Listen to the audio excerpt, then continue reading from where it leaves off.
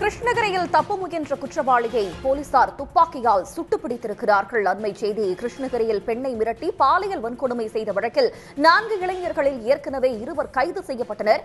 இந்நிலையில் வழக்கில் தலைமறைவாக உள்ள 2 பேரை பிடிக்க சென்றபோது தாக்கிவிட்டு தப்பி ஓடிய நிலையில் தற்போது போலீசார் சுட்டுப்பிடித்திருக்கிறார்கள்.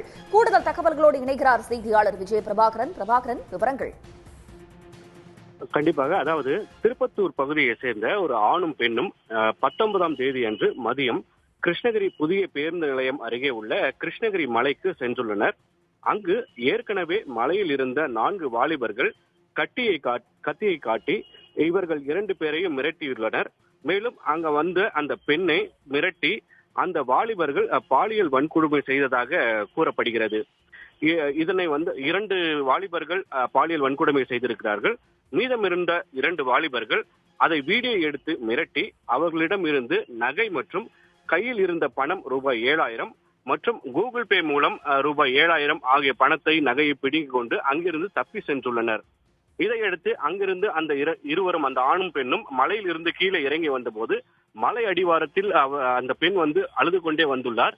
அப்போது அங்கிருந்த மக்கள் அவர்களிடம் விசாரித்த போது மேலே தங்களை மிரட்டி பணம் மற்றும் நகை பிடுங்கி விட்டதாக கூறிவிட்டு சென்றுள்ளனர்.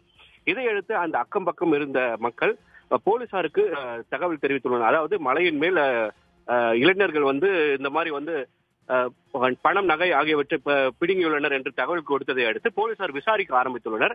மலையின் பகுதியில் அந்த நேரத்தில் இருந்த டவர் லொகேஷனை வைத்து போலீசார் விசாரணை நடத்தினர்.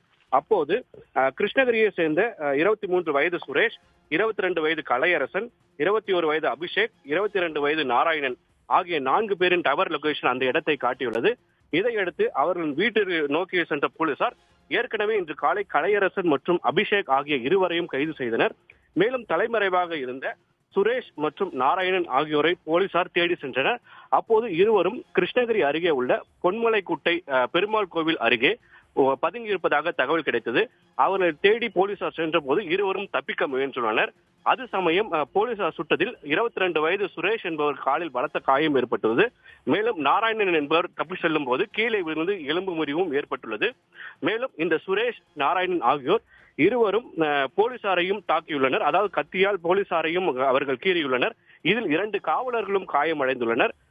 காயமடைந்த காவலர்கள் மற்றும் இந்த சுரேஷ், நாராயணன் ஆகியோர் தற்போது கிருஷ்ணகிரி அரசு மருத்துவக் கல்லூரி மருத்துவமனையில் சிகிச்சைக்காக சேர்க்கப்பட்டுள்ளனர். சம்பவம் நடந்த இடத்தில் கிருஷ்ணகிரி மாவட்ட காவல்துறை கண்காணிப்பாளர் தங்கதுரை மற்றும் ADSP, DSP ஆகியோர் தற்போது ஆய்வு மேற்கொண்டு வருகின்றனர். உடனுக்குடன் செய்திகளை தெரிந்து கொள்ள சன் நியூஸ் பெல் ஐகானை கிளிக் பண்ணுங்க.